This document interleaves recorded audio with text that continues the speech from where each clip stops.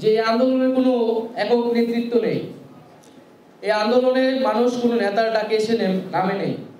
এই আন্দোলনে মানুষ তার বিবেকের দায়ে মনুষ্যত্বের ডাকে সাড়া দিয়ে কিন্তু নেমেছিল।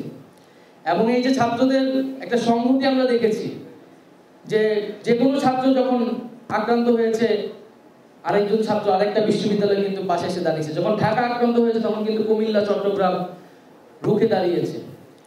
তো একইভাবে আমরা এই যে ছাত্রদের সেই যে আন্দোলনে সকলের অবদান, সেই অবদান সবসময় মনে রাখবো। তাদের এই আত্মত্যাগ জাতি চিরকাল স্মরণ করে রাখবেন। এবং আমরা আসিফের যে আত্মত্যাগ, সেই আত্মত্যাগ কখনোই না ভুলি।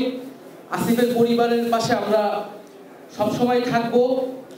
এবং যে রাস্তার কথা বললেন, এটা আমার জন্য নতুন কোনো অভিজ্ঞতা নয়।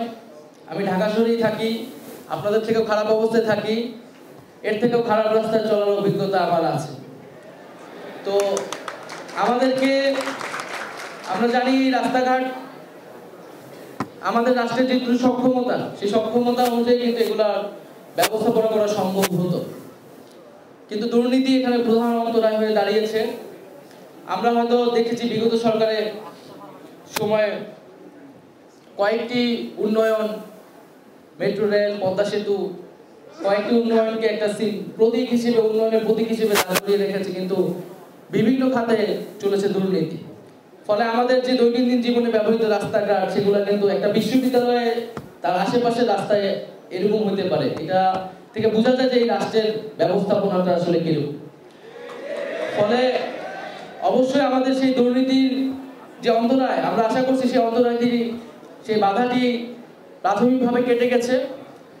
এবং আমরা সামনের দিকে এই কাজগুলো, আপনাদের যাতে কোনো ধরনের দুর্নীতি না হয় এবং আমরা যে নাগরিক সুবিধাগুলো, সেই সুবিধাগুলো নিশ্চিত করতে পারি। আরেকটি বিষয় বলে আমি আমার কথা শেষ করব। এই যে একটি অভ্যুত্থান হয়েছে, এই অভ্যুত্থানের স্পিরিটকে যাতে আমরা ধারণ করতে পারি। এবং আমরা একটা কথা কিন্তু আন্দোলনের সময় থেকে বলেছি যে ব্যক্তির বদল হলেই কিন্তু সমস্যা মিটবে না, ব্যবস্থার বদল ঘটাতে হবে। আজকে আমাদের পুরো সামগ্রিক, আমাদের কিন্তু ব্যক্তির বদল হয়েছে। আগের সরকারের জায়গায় নতুন কিছু মানুষ এসেছে, সেই মানুষগুলো হয়তো একটু আস্থাবান, জনগণ আস্থা রাখছে, তাদের উদ্দেশ্য হয়তো সৎ, কিন্তু আমরা যদি ব্যবস্থার পরিবর্তন না করতে পারি তাহলে কিন্তু এই ব্যক্তিগুলো কোনো কাজে দিবে না। কারণ আমাদের বুঝতে হবে যে আমাদের প্রশাসন, আমাদের সংবিধান, আমাদের আদালত, এই সব কিছুর ভিতর দিয়ে গত 16টা বছর কিন্তু বাংলাদেশ চলেছে এবং সকল নির্বাচন চলেছে। আমাদের এই সংবিধান কিন্তু আমাদের মানবাধিকার রক্ষা করতে পারে নাই। আমাদের এই সংবিধানে মানবাধিকার কথা বলা আছে, আমাদের আদালতে মানবাধিকারের কথা বলা আছে, তারপরও কিভাবে এই 16টা বছরে এত গুম খুন হয়েছে। আমাদেরকে এই যে আন্দোলনের মাঝখানে গুলি চালানো হয়েছে, সেই সংবিধান এবং আদালত আমাদের কিন্তু সেফগার্ড হিসেবে ভূমিকা পালন করতে পারে নাই। ফলে এই সামগ্রিক বিষয়ে আমাদের কিন্তু সংস্কারটি করা লাগবে, এবং করলেই কেবলমাত্র আমরা যে স্বপ্নটি দেখছি সেই স্বপ্নের প্রকৃত বাস্তবায়ন সম্ভব। আমি সকলকে ধন্যবাদ জানাচ্ছি এবং এই আন্দোলনে যারা অংশগ্রহণ করেছেন তাদেরকে অন্তঃস্থল থেকে শ্রদ্ধা জানাচ্ছি।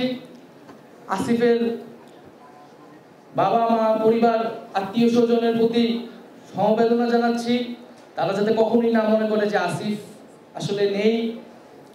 আসিফ চলে গিয়ে হাজারো আসিফ তৈরি হওয়ার অনুপ্রেরণা দিয়েছে, এবং এই অনুপ্রেরণায় আমরা একটা নতুন বাংলাদেশ গড়ে তুলব, সেই আকাঙ্ক্ষা করছি। সবাইকে ধন্যবাদ।